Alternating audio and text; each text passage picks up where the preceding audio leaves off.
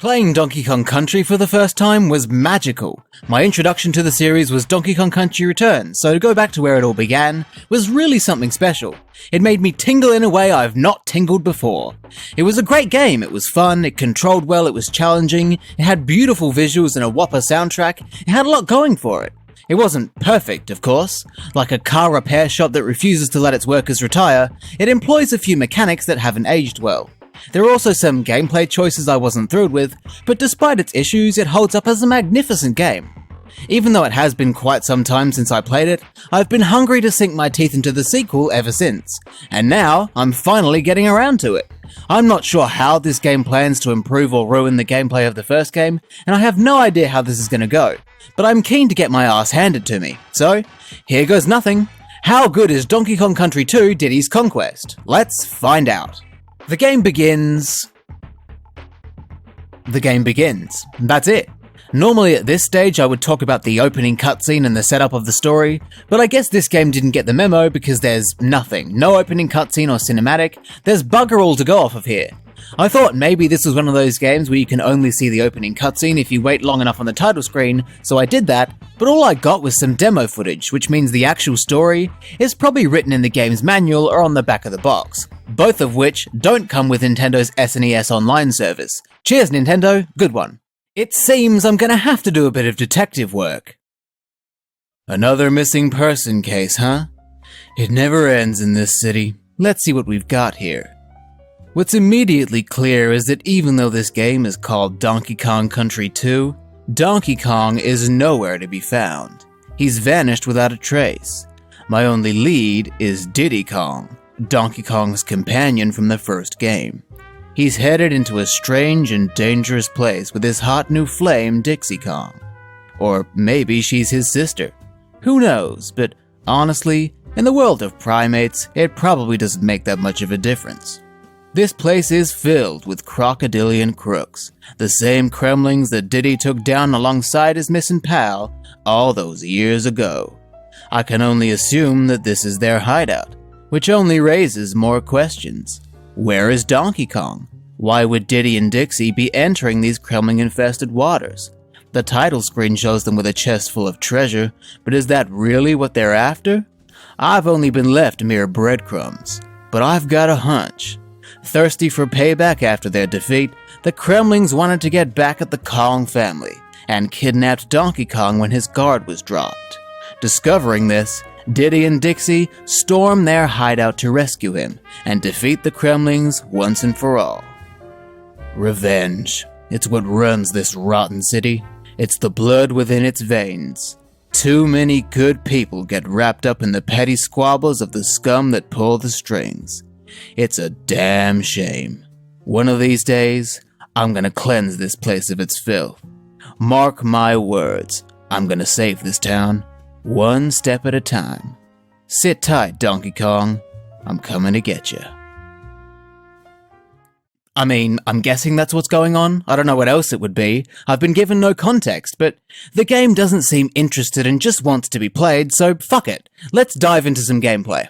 To the untrained eye, Donkey Kong Country 2's gameplay looks pretty much exactly the same as the first games, and I can't blame you for thinking that. They are very similar, they followed the same formula. You control the main character and their sidekick, traversing across treacherous 2D levels, defeating enemies and avoiding pits, obstacles and hazards to try and reach the end. All the levels in the game are grouped into worlds, and at the end of each world is a boss fight you need to defeat to move on to the next one. It's a very traditional 2D platformer, but there are some other things that sets this game apart from the first one. Donkey Kong Country 2 sees the return of what I called the meat shield system, where your character's hit points are based on whether or not your sidekick is present. If they are, the lead character dies and the backup character takes the lead. It's only when both Kongs are dead that you lose a life. It's a different take on the hit point system to other platformers, but I like it. What I didn't realize about the first game is that you can actually switch between your lead and backup characters at will by pressing the select button. But while that is good to know now, I don't think it would have been all too useful in the first game, since Donkey Kong and Diddy Kong played nearly identically. The only difference I noticed was that Diddy was slightly faster, so I don't think knowing how to switch the characters would have been all too helpful for me. I managed to beat the game without it, so it can't have been that important. This mechanic is also present here in the second game, but I feel that being able to switch makes much more of a difference this time around. Diddy and Dixie both have extremely similar movement, they're both pretty nimble and comfortable to control, they were very fun to use, but they do have some key differences. Diddy is pretty much exactly how he was in the first game, he's the faster of the two, and has a more horizontal focus. Meanwhile, Dixie is a bit slower, but she is more useful in vertical platforming. Because of her mid-air spin move, Dixie can slow her descent and glide around, allowing her to navigate aerial challenges more easily than Diddy can.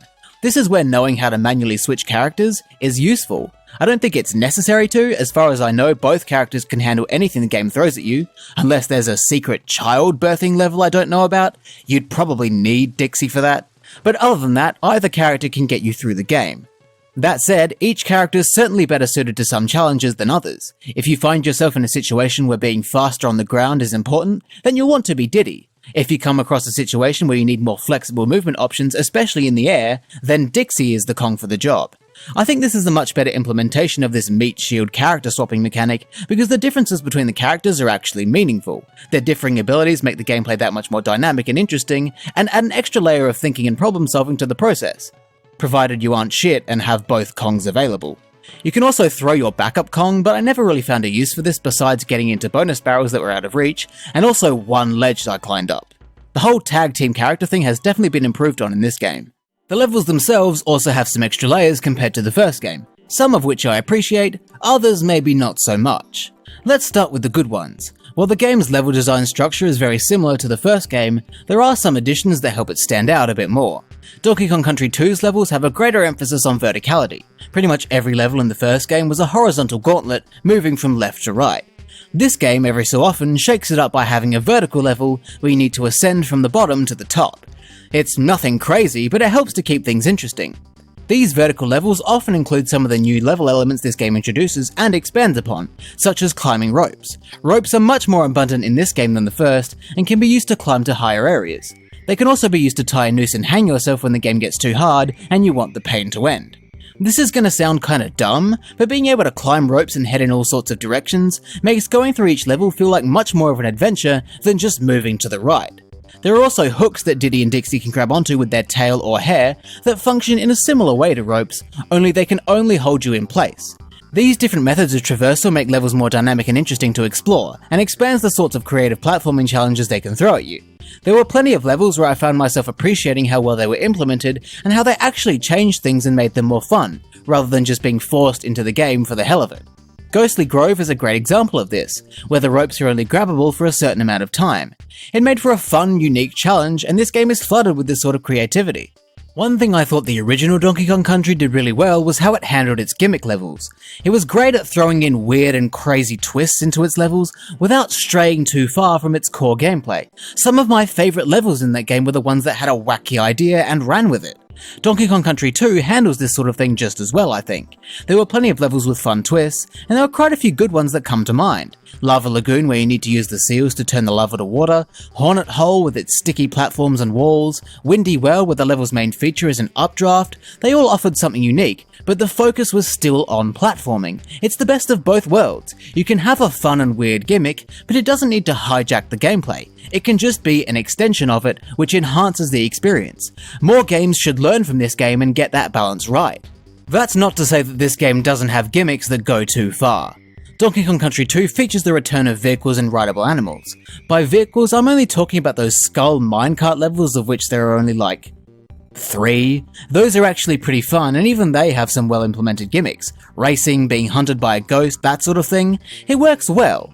The rideable animals, maybe not so much. When they appear randomly in regular levels, I think they're fine. They're like their own temporary gimmick in themselves that I sometimes missed entirely, and some of them are pretty cool. My favourites are probably the snake that can jump really high, and the spider that can create its own platforms. But the thing is, these animals have their own entire levels as well, where you play as them for pretty much the whole thing. And they're just kind of boring. They don't have anywhere near as much fun or interesting movement and platforming as the Kongs do, especially the ones locked to flying or swimming. They're not offensively terrible, I just didn't have a raging boner while playing as them like I did with the Kongs. Saying that, there is one that I absolutely do hate. The final stretch of levels in this game's final world was brilliant. Castle Crush was a level where you had to survive an onslaught of enemies without being crushed by the elevator. Chain Link Chamber was a very tough level where you have to ascend a rope-based gauntlet filled with danger. Toxic Tower was a level that involved most of the animals escaping a tower filling with rising acid. It was great! And then you reach Stronghold Showdown, which you think will be the final boss. You see Donkey Kong tied up. It appears my hunch was right. Donkey Kong was captured by the Kremlings. But can I just ask, where was this information 5 hours ago? Anyway, it's at this point that K. Rool swoops in and takes DK away to a surprise extra world where the only level before the finale is Screech's Sprint. And mate, fuck this level. It starts off as a standard Bramble level, but then it becomes a Squawks level where you have to race against this evil parrot through a labyrinth of spiky vines, where touching the boundaries kills you. And it's so shit. Squawks is already one of the worst animals to play as, so to see him shoehorn his way into the ending of this game and ruin the pacing of its finale was such a kick to my nuts. It's just trial and error, slowly flapping around figuring out where to go and how to stay ahead of evil Squawks. It's just a bunch of brambly bullshit, and it's probably my least favourite level in the game. The end of this game was going so well, and then this just pops in and ruins the vibe. What a bastard. The game ends with Diddy and Dixie fighting against K. Rool to rescue Donkey Kong. Again, would have been nice to know that when we started on this adventure so it didn't feel like all of our efforts weren't amounting to anything. The final boss was actually really fucking good though. It was tough, fair, and fun, and that's all I really want in a boss fight. The boss fights generally in this game were actually pretty decent. They're definitely better than the first game. I know the idea of fighting a sentient oil barrel seems hard to beat, but this game pulled it off. Thematically, they were more interesting, and in terms of their attack patterns, they were definitely better designed, which naturally leads them to being more fun. The final boss against K. Rool was actually pretty challenging, which I can appreciate. Actually, the whole game was challenging. I'm not exaggerating when I say this game is fucking hard. The first world was pretty easy, but as soon as you get to the second world, things start to pick up in difficulty. And I loved it. I loved having my ass kicked. The thing I loved most about the challenge of this game was that it wasn't bullshit, it was fair. The problem with a lot of older games that are challenging is that they're often blatantly unfair. The first Rayman game comes to mind here. A lot of it was trial and error, randomly throwing hazards at you out of nowhere that you'd never be able to react to and avoid on your first try. Even the first Donkey Kong Country suffered from this. It often relied on cheap shots to get kills, by suddenly dropping in enemies from the ceiling and throwing hazards at you from off screen. That's not the fun kind of challenge. Clearly, Donkey Kong Country 2 learned from this mistake and did away with the cheap shots. This game doesn't try to pull the rug out from under you. It's pure, unadulterated, raw platforming challenge. That sense of accomplishment you feel when you beat a really difficult level is unmatched. I was put through the ringer in this game, and I had the time of my life. But while I really enjoyed the brutal challenge of this game, I can see it being a problem for other people. I've played a lot of games, some of which are really challenging, so I have the experience needed to tackle a challenge like Donkey Kong Country 2. I can look at a level and see what's expected of me. I understand what games like this require of you in a given moment. So for me, this game was a blast. But for those who live actual lives and don't play games as much as I do, this game would probably seem impossible. Maybe I underestimate people, but I have a feeling that because this game is so hard, some people might not enjoy it and be turned off by it. Even my experience was made easier by using save states. I played this game on the Nintendo Switch's SNES Online Library service, so I had access to save states. I didn't use them to make the game itself any easier, I only used them at places where the game would spawn me if I died, which is at the beginning of levels and at checkpoints, so I basically gave myself infinite lives. The gameplay itself was not made any easier, I just made it more convenient. I wasn't cheating, alright? I'm an honest man. The reason I insisted on doing this is because, like the first game, Donkey Kong Country 2 has a very outdated save system.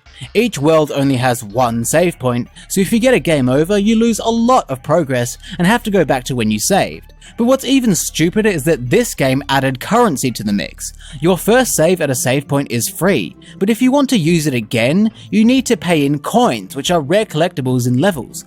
Also, if you want to return to a different world, you need to pay Funky Kong coins to use his plane. That is ridiculous. You should not have to pay in-game currency for basic features like that. I imagine if I didn't have access to save states and I had to genuinely put up with this save system, I would have probably hated the experience simply because of how frustrating it would have been to keep losing progress and having to pay coins to stop that from happening. It's so dumb. Imagine if you wanted to save your progress in Spyro and you had to give gems to money bags. No one would be happy about that. I'm not happy about it in Donkey Kong Country 2 and I didn't even use it. It's things like that, combined with this game's difficulty, that makes me think this game would be unapproachable for a lot of people.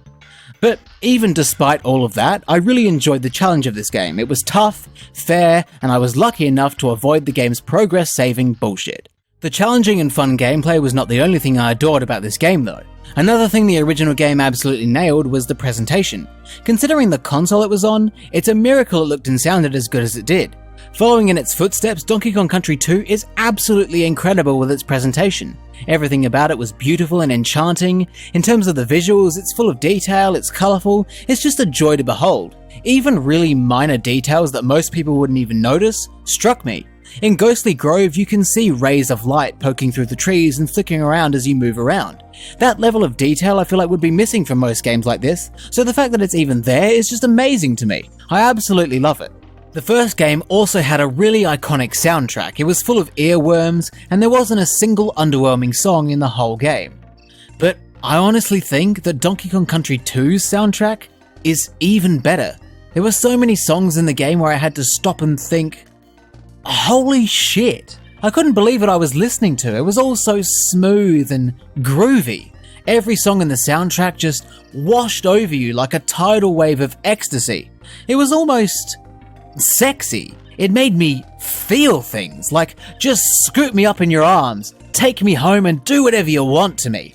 All my holes are yours.